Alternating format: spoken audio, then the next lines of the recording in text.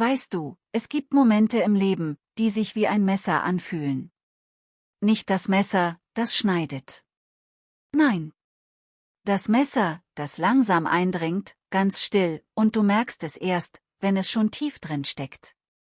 So ein Moment war es, als mein Sohn mich angeschaut hat, mit diesen kalten Augen, und gesagt hat, du bist ein Versager, Papa. Du hast nie etwas geschafft. Du hast uns nichts gegeben. Ich stand da, in seinem großen Wohnzimmer, mit den teuren Möbeln und dem glänzenden Marmorboden, und ich habe nichts gesagt. Ich habe nur gelächelt. Ein müdes Lächeln. Eines, das weh tut, wenn man es macht. Denn ich wusste etwas, das er nicht wusste. Etwas, das ich ihm nie erzählt habe. Etwas, das ich all die Jahre für mich behalten habe, weil ich dachte, Liebe braucht keine Beweise. Aber an jenem Tag, als er mich vor seiner Frau und seinen Freunden so behandelt hat, da habe ich gespürt, dass die Zeit gekommen war. Die Zeit, ihm die Wahrheit zu sagen. Aber nicht mit Wut. Nicht mit Schreien. Sondern mit Ruhe. Mit der Ruhe eines Mannes, der sein ganzes Leben lang gearbeitet hat, geliebt hat und trotzdem vergessen wurde. Mein Name ist Heinrich. Ich bin 62 Jahre alt. Ich bin Vater von einem Sohn, Thomas. Ich war verheiratet mit einer wunderbaren Frau, Martha, die vor 5 Jahren gestorben ist. Krebs. Sie war mein Licht. Meine Stärke. Als sie ging, ging auch ein Teil von mir. Aber ich habe weitergemacht. Für Thomas. Für unsere Familie. Für das, was Martha sich immer gewünscht hat, dass unser Sohn glücklich wird. Erfolgreich. Geliebt. Ich habe alles getan, damit das passiert. Alles. Aber ich habe nie darüber gesprochen. Ich habe nie gesagt, schau, was ich für dich getan habe. Weil Liebe so nicht funktioniert, oder? Liebe zeigt man durch Taten, nicht durch Worte. Das dachte ich zumindest. Bis zu jenem Tag. Thomas ist mein einziges Kind. Als er klein war, war er so sanft. So lieb. Er hat mir immer geholfen, wenn ich im Garten gearbeitet habe. Er hat meine Hand gehalten, wenn wir spazieren gegangen sind. Er hat mich angeschaut, als wäre ich der stärkste Mann der Welt. Und ich? Ich habe alles getan, um diesem Blick gerecht zu werden. Ich habe hart gearbeitet. Ich hatte eine kleine Werkstatt, in der ich Möbel repariert habe. Nichts Großes. Aber ehrliche Arbeit. Martha hat in einem kleinen Laden gearbeitet, Stoffe verkauft. Wir hatten nicht viel Geld, aber wir hatten genug. Genug für ein warmes Haus, genug für gutes Essen, genug für Liebe. Und das war alles, was zählte. Aber dann kam die Zeit, als Thomas älter wurde. Teenager. Er hat angefangen, sich zu verändern. Er hat angefangen, mich anders anzuschauen. Nicht mehr mit Bewunderung, sondern mit Scham. Ja, Scham. Ich habe es gesehen. Wenn seine Freunde zu Besuch kamen, hat er mich nicht vorgestellt. Wenn ich ihn von der Schule abgeholt habe, ist er schnell ins Auto gestiegen und hat gesagt, fahr los, Papa. Schnell. Als würde er sich schämen, dass ich kein teures Auto hatte. Dass meine Hände schmutzig waren von der Arbeit. Dass ich nicht wie die anderen Väter war, die Anzüge trugen und Büros hatten. Das hat wehgetan. Sehr. Aber ich habe nichts gesagt. Ich habe gedacht, er ist jung. Er wird verstehen, wenn er älter ist. Er wird sehen, dass Arbeit Würde hat. Dass ein Mann nicht nach seinem Auto beurteilt wird, sondern nach seinem Herzen. Aber ich habe mich geirrt. Er hat es nie verstanden. Oder er wollte es nicht verstehen. Martha hat es auch gesehen. Sie hat mich eines Abends in die Arme genommen und gesagt, Heinrich, unser Junge liebt dich. Er zeigt es nur nicht. Gib ihm Zeit. Und ich habe ihr geglaubt. Weil ich ihr immer geglaubt habe. Weil sie klüger war als ich. Sanfter. Geduldiger. Sie hat Thomas immer verteidigt. Immer gesagt, er sei ein guter Junge. Und vielleicht war er das auch. Vielleicht ist er das immer noch. Aber irgendwo auf dem Weg hat er etwas verloren. Etwas Wichtiges. Und ich weiß nicht, ob er es jemals zurückbekommt. Als Thomas 18 wurde, wollte er studieren. Betriebswirtschaft. Er wollte Geschäftsmann werden. Reich werden. Erfolgreich sein. Und ich? Ich war stolz. So stolz. Ich habe gesagt, natürlich, mein Junge. Du wirst studieren. Du wirst alles haben, was du willst. Aber wir hatten kein Geld für die Universität. Nicht genug. Also habe ich etwas getan, das Martha nicht wusste. Ich habe ein zweites Darlehen auf unser Haus aufgenommen. Ich habe nachts angefangen, in einer Fabrik zu arbeiten. Zusätzlich zur Werkstatt.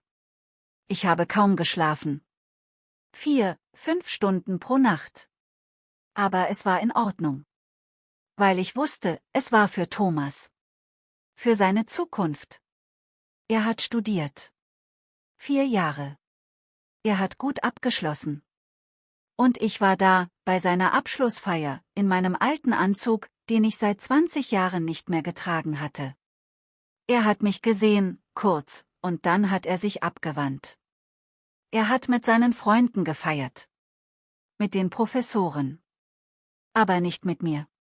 Martha hat meine Hand gehalten und gesagt, er ist nervös. Er freut sich, dass du da bist. Aber ich habe es in ihren Augen gesehen.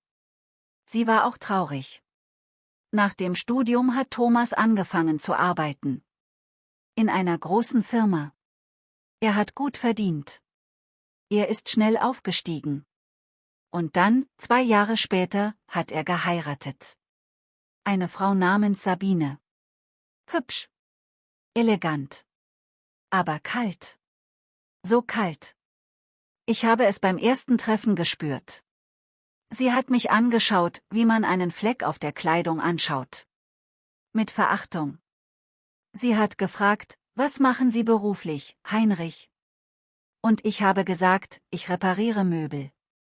Und sie hat gelacht. Ein kurzes, spöttisches Lachen. Und Thomas? Er hat nichts gesagt. Er hat nur auf seinen Teller geschaut. Martha hat mir später gesagt, sie wird sich eingewöhnen. Sie ist nur nervös. Sie will einen guten Eindruck machen. Aber ich wusste es besser. Sabine mochte mich nicht. Und sie würde mich nie mögen. Weil ich in ihren Augen nichts war.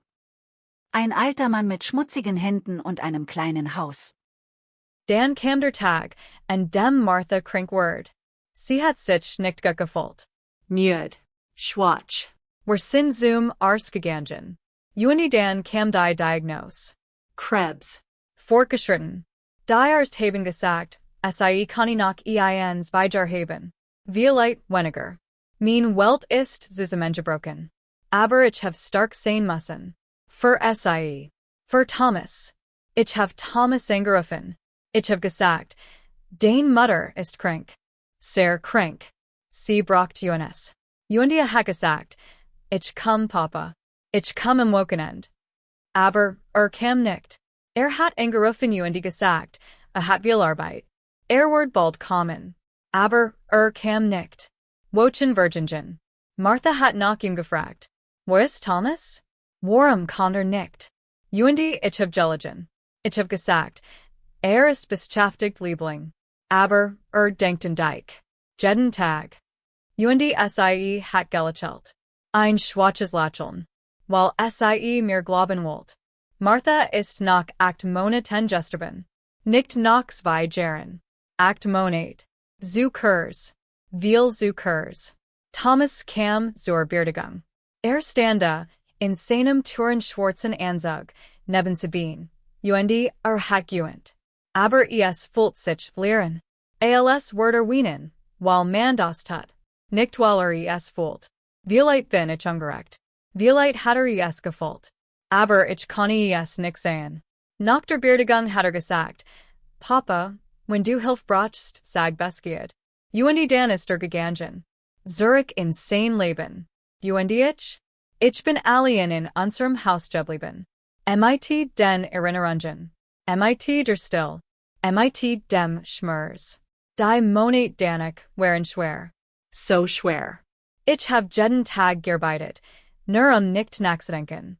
Nicht zu fühlen. Aber abends, wenn ich nach Hause kam, wurde niemand. Kein Lächeln. Kein warm Stimme. Nur Leer. Ich hab Thomas paar Mal angerufen. Aber war immer beschäftigt. Ich ruf zurück, Papa hat gesagt. Aber hat nie zurückgerufen. Dan eines Tages hat Michigan angerufen. Klang aufgeregt. Papa, ich hab großartige Neuigkeiten. Ich gran mein eigen Firma. Ein Beratungsfirma. Ich werd mein eigener Chef sein. Ich war so glücklich für ihn. So stolz. Ich hab gesagt, das ist wunderbar, Thomas. Ich bin so stolz auf dich. Dan sagte, aber ich brauch Kapital. Startkapital. Kannst du mir helfen? Ich hab nicht gesagt. Nicht ein Sekund. Ich hab gesagt, natürlich. Natürlich helf ich dir. Ich had etwas Geld gespart. Nicht viel. Aber genug für einen Anfang. Ich hab ihm alles gegeben. 30.000 Euro. Alles, was ich hat. Hat gesagt, denke, Papa. Ich soll es zurück. Versprochen. Aber hat es nie zurückgezahlt. Ja. Aber das war nicht alles. Die Firma braucht mehr. Viel mehr. Thomas kam wieder zu mir. Papa, ich brauch noch Geld. Für ein Büro. Für Mitarbeiter. Für Ausstattung. Kannst du mir helfen? Ich hab wieder nicht gesagt. Ich hab mein Haus beliehen. Noch einmal. Ich hab alles riskiert. 120.000 Euro. Ich hab ihm das Geld gegeben. Aber dieses Mal hab ich etwas getan, das nicht wusste. Ich hab einen Anwalt beauftragt. Einen alten Freund. Ich hab gesagt, ich gebe meinem Sohn dieses Geld. Aber ich will, dass es legal festgehalten wird. Ich will, dass ich ein stiller Teilhaber bin. Dass mir ein Teil der Firma gehört. Nicht weil ich ihm nicht vertrau. Sondern weil ich absichern will, dass mein Geld nicht einfach verschwindet. Der Anwalt hat genügt. Hat die Papier gemacht. Thomas hat unterschrieben. Ohne zu lesen. War so aufgeregt, so glücklich, dass nicht gefragt hat. Nicht nachgedacht hat. Hat einfach unterschrieben. Die Firma lief gut. Sehr gut. Innerhalb von 3 Jahren war es erfolgreich. Thomas verdient viel Geld. Kauft ein großes Haus. 2 Autos. Let ein leben. Von dem ich nur träumen konnte. Ich let weiter in meinem kleinen Haus. Ich arbeite weiter in meiner Werkstatt. Ich war zufrieden. Weil ich dachte, Thomas ist glücklich. Das war alles, was sollt. Aber dann begann, etwas zu passieren. Etwas, das Michigan langsam, ganz langsam, zerbrochen hat. Thomas hat aufgehört, Michigan anzurufen. Monat Virgingen. Und das ich von ihm hört. Ich hab versucht, ihn zu erreichen. Aber war immer beschäftigt. Immer unterwegs. Immer zu wichtig. Ich hab gedacht. Ist erfolgreich. Hat ein Leben. Hat kein Zeit. Ich muss verstehen. Ich muss geduldig sein. Dan eines Tages hab ich beschlossen, ihn zu besuchen. Einfach so. Ohne zu rufen. Ich wollte ihn überraschen. Vielleicht zusammen essen. Vielleicht reden. Ich bin zu seinem Haus gefahren. Diesem großen, schönen Haus mit dem gepflegten Garten der hohen Mauer. Ich hab geklingelt. Sabine hat die Tür geöffnet. Sie hat Michigan angeschaut, gesagt, yes war, als hat ich den Tag ruiniert. Heinrich hat es gesagt. Nicht hallo. Nicht wie geht es Ihnen? Nur Heinrich. Kalt. Distanziert. Ist Thomas da? Hab ich gefragt. Sie hat gesufst. Ist beschäftigt. Hat ein Meeting. Ich hab gesagt, ich wart. Ich hab Zeit. Sie wollt Michigan nicht drehen lassen. Das hab ich gesehen. Aber kann nicht sagen. Nicht direkt. Also hat sei Michigan ins Wohnzimmer geführt. Und ich hab gewartet. Ein Stund. Zwei Stunden. Ich saß auf diesem Türensofa, und ich hab Michigan fell am Platz gefolgt. Wie ein Eindringling. Dann kam Thomas. Sah müde aus gestresst. Hat Michigan gesehen und hat nicht gelächelt. Hat gesagt, Papa, was machst du hier? Nicht schon dich zu sehen. Nicht wie dir? Sondern was machst du hier? Als wär ich ein Last. Als wär ich unerwünscht. Ich wollt dich besitzen, hab ich gesagt. Ich wollt sehen, wie es dir geht. Hat gesufst. Papa, ich hab viel Arbeit. Du hattest den Rufen sollen. Und ich hab gesagt, ich hab versucht, dich anzurufen. Aber du gehst nie ans Telefon. Hat nix gesagt. Hat nur auf sein or gestert. Und ich hab verstanden. Ich war nicht willkommen. Ich bin gegangen. Ohne etwas zu sagen. Ich bin einfach gegangen. Und auf dem Heimweg hab ich geweint. Zum ersten Mal seit Marthas Tod hab ich geweint. Nicht weil ich traurig war. Sondern weil ich Michigan unsichtbar fühlt. Als word ich nicht existieren. Als wär ich nix. Die nächsten Monate wären schwer. Ich hab versucht, Michigan abzulenken. Ich hab mehr gearbeitet. Ich hab versucht, nicht an Thomas zu denken.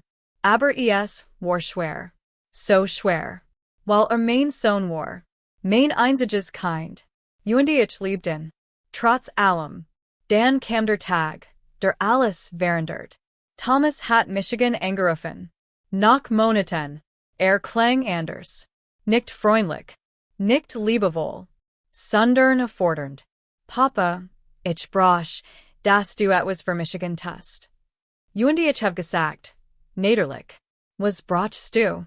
Und sagt, ich hab einige Freund einschlagen. Gesellschaftspartner. Wichtig Lud.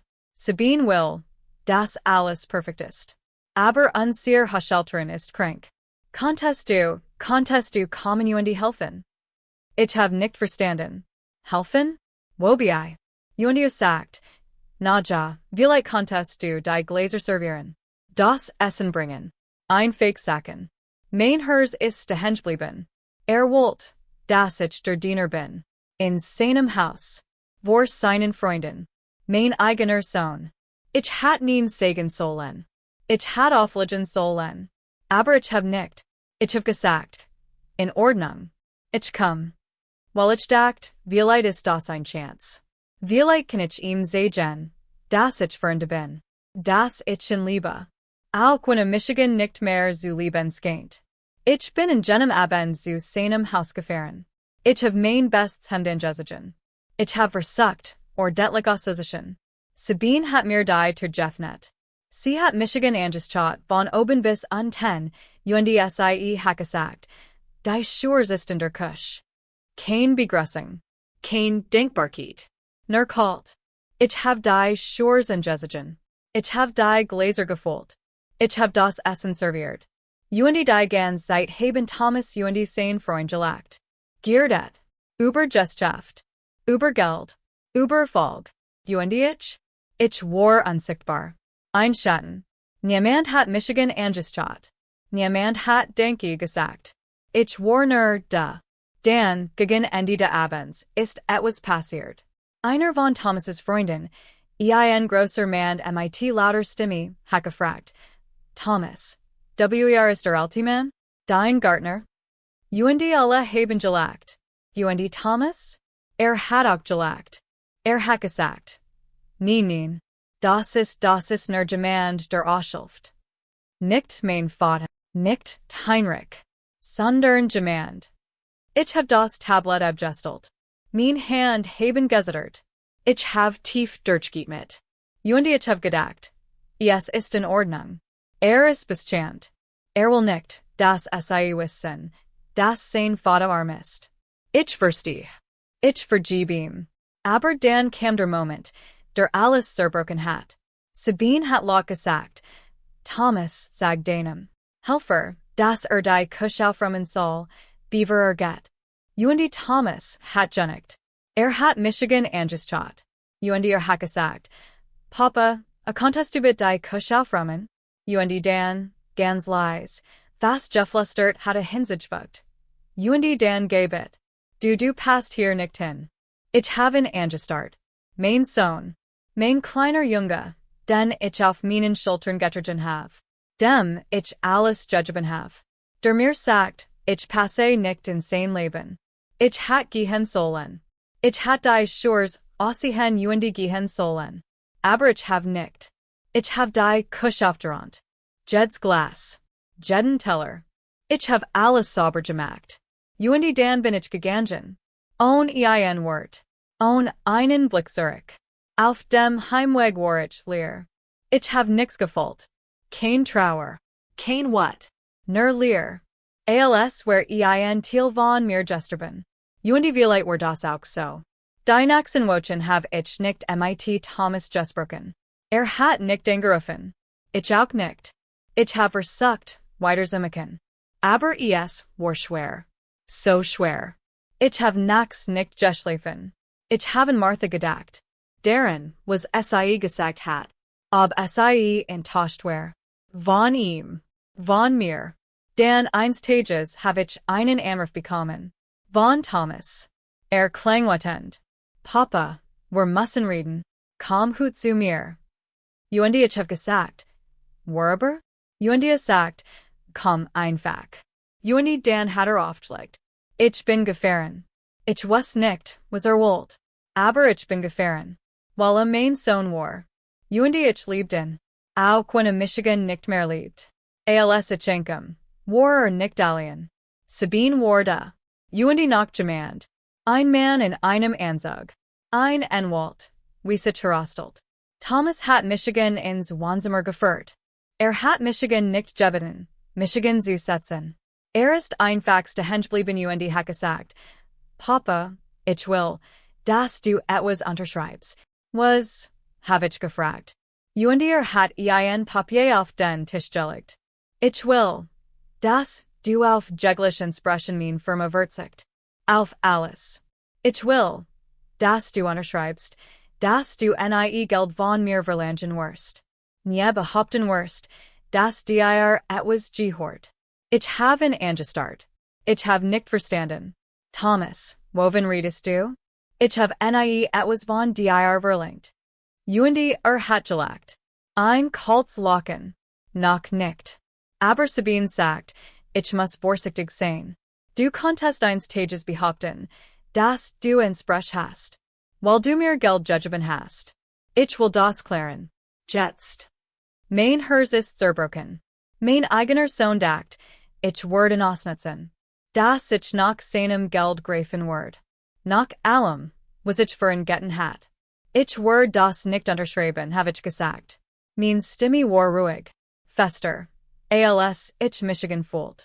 Und Thomases Gesicht ward rot. Warum nicht? Was willst du von mir? Und ich habe gesagt. Ich will nix. Aber ich werde nicht unterschreiben, dass ich ein Beteller bin. Dass ich nix wert bin. Und Dan hat yes gesagt. Die Wort, die Michigan fast umgebracht haben. Du bist ein Versager, Papa. Du hast dein ganzes Leben lang nix erreicht. Du hast in einer kleinen Werkstatt gearbeitet. Du hast in einem kleinen Haus gelebt. Du hast uns nix gegeben. Nix. Alles, was ich have ich mir selbst erarbeitet.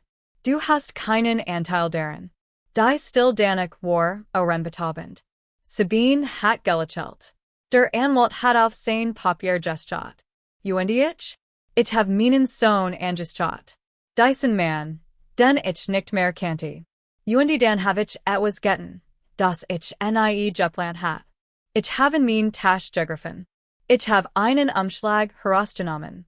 Einen alten, vergilbten Umschlag, den ich seit Jahren bei mir trug. Ich habe auf den Tisch gelegt.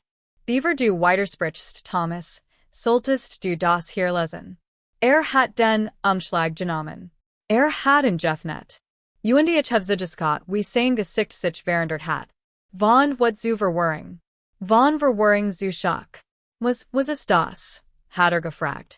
Und ich habe gesagt ruhig, so ruhig wie ich konnte. Das sind die Papier deiner Firma. Die Eigentumspapier. Wenn du sie genau liest, wirst du sehen, dass ich nicht nur ein Investor bin. Ich bin der Haupteigentümer. 60% der Firma gehören mir. Weil ich nicht nur 30.000 Euro gegeben have. Ich have 120.000 gegeben. Alles, was ich hat. Und als du die Papier unterschrieben hast du mir die Mehrheit gegeben. Nicht weil ich dich betrügen wollt, sondern weil ich absichern wollt, dass mein Geld, mein Lebenswerk, nicht verschwindet. Thomas hat die Papier fallen lassen. Sein Gesicht war blass. Das kann nicht sein. Und ich hab gesagt, es ist so. Du hast es nur nie gelassen. Du hast blind unterschrieben. Weil du mir vertraut hast. Oder weil du so aufgeregt warst. Sabine hat die Papier genommen. Sie hat gelassen. Und ihr Gesicht, es war unbezahlbar. Schock. What? Verzweiflung. Das ist nicht legal, hat sie geschrien. Und ich hab gesagt, es ist absolut legal. Frag deinen Anwalt. Der Anwalt hat die Papier gelassen. Hat genickt. Es ist rechtsgültig. Unterschrieben. Notariell beglaubigt. Thomas hat sich hingesetzt. Hat den Kopf in die Hand genommen. Papa, warum hast du mir das nie gesagt? Und ich hab gesagt, weil ich nicht wollt, dass du dich verpflichtet fühlst. Weil ich wollt, dass du denkst, du hast es allein geschafft. Weil ich dein Vater bin. Und die Vater tun so etwas. Sie geben. Und zu erwarten, dass man es ihnen denkt. Aber, Thomas' Stimme war gebrochen. Aber warum jetzt? Warum sagst du es mir jetzt? Und ich habe angeschaut. Diesen Mann, den ich so sehr geliebt hat. Und ich hab gesagt, weil du Michigan einen Versager genannt hast. Weil du gesagt hast, ich hat dir nix gegeben. Und ich wollt, dass du die Wahrheit kennst. Nicht dich zu verletzen. Sondern dir zu sagen, dass du falsch liegst. Sabine hat angefangen zu weinen. Nicht aus Trauer. Aus what? Das ist unfair. Du kannst nicht einfach. Aber ich hab sie unterbrochen. Ich kann. Und ich word. Aber nicht so, wie du denkst. Ich hab Thomas angeschaut. Ich word nix nehmen. Ich word den Firma nicht wegnehmen. Ich word nix verdern. Aber ich will, dass du weißt, wer ich bin. Was ich getten have. Und ich will, dass du darüber nachdenkst. Darüber, wie du Michigan behandelt hast. Wie du Michigan angeschaut hast. Wie du Michigan unsichtbar gemacht hast. Thomas hat geweint. Zoomers 10-mal seit Jahren habe ich in Wienen sehen. Echt tronnen. Papa, es tut mir leid. Es tut mir so leid. Und ich hab gesagt, ich weiß. Ich bin aufgestanden. Ich hab die Papier genommen. Ich hab sie zurück in den Umschlag gesteckt. Und ich hab gesagt, ich gehe jetzt. Und du wirst Zeit haben, darüber nachzudenken. Über alles. Und wenn du bereit bist, wirklich bereit, dann kannst du Michigan anrufen. Nicht weil du musst, sondern weil du willst. Ich hab das Haus verlassen. Ich hab die hinter mir geschlossen. Und ich hab tief durchgeatmet. Die Luft war frisch. Kalt. Aber gut. Die Naxen Wochen waren still. Thomas hat nicht angerufen. Ich auch nicht. Ich hab gearbeitet. Ich hab gelebt. Ich hab versucht, nicht zu viel nachzudenken. Aber es war schwer. Weil ein Teil von mir hofft, dass anrufen wird. Dass sagen wird, Papa, ich hab verstanden. Ich hab einen Fehler gemacht. Dan, eines Abends, hat es geklingelt. Ich hab die geöffnet. Und das stand Thomas. Alien. Und Sabine. Und Anwalt. Nur sah mir aus Alter. Als hat viel geweint. Papa hat gesagt, kann ich reinkommen? Und ich hab genickt. Ich hab die geöffnet. Und ist hergekommen. Wir haben uns hingesetzt. In der kleinen Küche. An dem alten Tisch, an dem Martha und ich so viel ben verbracht hatten. Thomas hat sein Hand gefaltet. Hat den Kopf gesenkt. Und dann hat angefangen zu sprechen. Papa, ich weiß nicht, which anfangen soll. Ich have so viel Feller gemacht. Ich hab dich schlecht behandelt. Ich hab dich wie nix behandelt. Ueni das war falsch. So falsch. Sein Stimme hat gezittert. Ich hab immer gedacht, das Fall bedeutet, dass man alles allen schafft. Dass man niemandem etwas schuldet.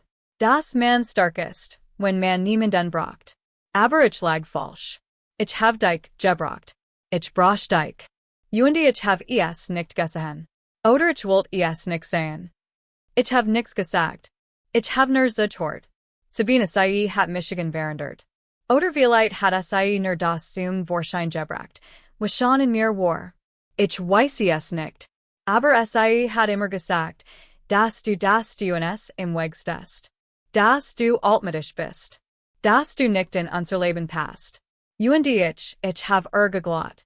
Weil es ein Feature war. Weil ich nicht kämpfen wollt. Weil ich ein Fegling war. Hat aufgeschaut. Sein Augen waren rot. Aber jetzt weiß ich es. Ich weiß, was du getan hast. Ich hab mit dem Anwalt gesprochen. Ich hab die Unterlagen durchgesehen. Du hast mir nicht nur Geld gegeben. Du hast mir alles gegeben. Dein Haus. Dein Ersparnis. Dein Leben. Uendi ich hab es nie gewusst. Oder ich hab es nie sehen wollen. Warum bist du hier, Thomas? Hab ich gefragt. Min Stimme war ruhig. Nicht wütend. Nur müde. Weil ich dir das sagen wollt. Weil ich will, dass du weißt, dass es mir leid tut. Dass ich dich liebe, Papa. Auch wenn ich es nicht gesiegt have. Auch wenn ich dich verletzt have. Ich liebe dich. Uendi ich will, dass du mir ein Chance gibst. Ein Chance, es wiederzumachen. Ich haben lang angeschaut. Diesen Mann. Meinen Sohn. Uendi ich hab die Wahrheit gesehen. In seinen Augen. In seiner Stimme. Meine es ernst. Thomas, hab ich gesagt. Ich hab dir nie etwas übel genommen. Nie. Weil du mein Sohn bist. Weil ich dich liebe. Aber du musst verstehen, dass Liebe nicht nur Wort sind. Liebe sind Taten. Liebe ist, dass man du ist. Dass man sich kümmert. Dass man sieht. Ich hab dich immer gesehen. Aber du hast Michigan unsichtbar gemacht. Uendi das hat wehgetan. Ich weiß, hat gesagt. Ich weiß. Uendi ich will es ändern. Ich will, dass du Teil meines Lebens bist. Nicht weil du mir die Firma gegeben hast. Sondern weil du mein Vater bist. Weil ich ohne dich nix bin. Wir haben lang gesprochen. Stunden. Über alles. Über Martha. Über die Vergangenheit. Über die Feller. Über die Zukunft. Uendi zum 10 Mal seit Jahren habe ich meinen Sohn wirklich gesehen. Nicht den erfolgreichen Gesellschaftsmann. Nicht den Mann mit dem großen Haus. Sondern den Jungen, der mein Hand gehalten hat. Der Michigan angeschaut hat. Als wär ich der starkste Mann der Welt. Beaver Jing, hat gesagt. Papa, ich mag die, dass du die Papier behaltst. Die Firma gehört dir rechtlich. Aber ich mag die, dass wir zusammenarbeiten. Dass wir es gemeinsam machen. Nicht weil du mein Investor bist. Sondern weil du mein Vater bist. Uendi ich hab gelächelt. Ein echtes Lächeln. Wir werden sehen, Thomas. Wir werden sehen. Die nächsten Monate haben sich Dinge verändert. Langsam. Nicht über Nacht. Aber sie haben sich verändert. Thomas hat angefangen, Michigan anzurufen. Regelmäßig. Nicht weil musst. Sondern weil wollt. Hat Michigan zum Essen eingeladen. Zu sich nach Hause. Uendi Diocese Mal hat Michigan vorgestellt. Als seinen Vater. Mit stolz. Sabine sie war cooler. Distanzierter. Aber das war in Ordnung. Ich erwartet nicht, dass sie Michigan mochte. Ich erwartet nur Respekt. Uendi den bekam ich. Langsam. Nach Uendi nach. Eines Tages hat Thomas Michigan gefragt. Papa, warum hast du mir nie gesagt, dass dir die Firma gehört? Warum hast du gewartet, bis ich dich so verletzt habe? Uendi ich hab gesagt, weil ich wollt, dass du Michigan liebst. Nicht weil ich dir etwas gegeben habe. Sundern weil ich dein Vater bin. Und ich dacht, wenn du es nie wusstest, würde es kein Roll spielen. Aber ich lag falsch. Manchmal muss man die Wahrheit sagen. Nicht zu prallen. Sondern zu sagen, wer man ist. Und wer bist du, Papa? Hat gefragt. Und ich have gelächelt. Ich bin ein Mann, der hart gearbeitet hat, der geliert hat, der Fehler gemacht hat, aber der immer versucht hat, das richtig zu tun. Und das ist genug. Hut, wenn ich zurückblick, denke ich oft an jenen Tag. Den Tag, an dem Thomas Michigan einen Versager jenen hat. Und ich denke, vielleicht war es gut, dass es passiert ist. Weil es in gezwungen hat, die Wahrheit zu sagen. Und Michigan gezwungen hat, auszusprechen. Ich habe gelernt, dass Liebe manchmal bedeutet, loszulassen. Aber auch, dass Liebe manchmal bedeutet, festzustehen. Zu sagen, nein, das ist nicht richtig. Das ist nicht fair. Und dass es in Ordnung ist, für sich selbst einzustehen. Auch wenn es schwer ist. Auch wenn es weitet. Thomas und ich haben jetzt ein bisschen Beziehung. Nicht perfekt, aber besser. Wir reden, wir lachen, wir erinnern uns an Martha. Und manchmal, wenn ich ihn anschaue, sehe ich den kleinen Jungen wieder. Den Jungen, der Michigan liebt. Und ich weiß, dass immer noch da ist. Tief drinnen. Die Firma läuft gut. Thomas, leitet sei. Ich bin nur im Hintergrund. Ich mische Michigan nicht ein. Aber ich bin da. Und weiß das. Und das ist wichtig. Manchmal, wenn ich abends in meinem kleinen Haus sitze, denke ich an Martha. Ich stell mir vor, wie sei neben mir sitzt. Wie sei lächelt. Und ich hör ihr Stimme. Ich habe es dir gesagt, Heinrich. Ich habe dir gesagt, dass dich liebt. Du musstest nur Geduld haben. Und ich lächel. Weil sei recht hat. Wie immer. Das Leben ist nicht einfach. Es ist voller Schmerz. Voller Enttäuschungen. Aber es ist auch voller Liebe. Voller Hoffnung. Und manchmal, wenn man im Boden ist, wenn man denkt, es gibt keinen Weg nach oben, dann passiert etwas. Etwas Kleins. Etwas Unerwartetes. Und man merkt, dass es immer einen Weg gibt. Immer. Ich bin kein reicher Mann. Ich habe kein großes Haus. Kein teures Auto.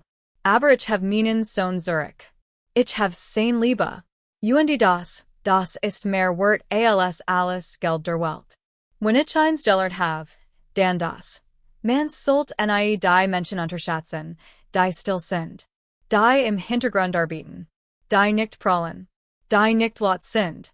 Denn oft sind das die Menschen, die am meisten geben. Die am meisten lieben. Und die am meisten verdienen, gesehen zu werden. Ich werde unsichtbar gemacht. Aber ich habe Michigan nicht unsichtbar fühlen lassen. Ich habe für Michigan einstanden. Und ich habe meinem Sohn gesagt, das stark nicht nur bedeutet, erfolgreich zu sein. Stark bedeutet auch, ehrlich zu sein. Zu sich selbst. Zu anderen. Und jetzt, wenn ich in den Spiegel schaue, sehe ich keinen Versager. Ich sehe einen Mann, der geliert hat. Der geliert hat. Der gekämpft hat. Und der gewonnen hat. Nicht mit Geld. Nicht mit Macht. Sondern mit Liebe. Mit Geduld. Mit Wahrheit. Und das, mein Freund, das ist der große Sieg von allen.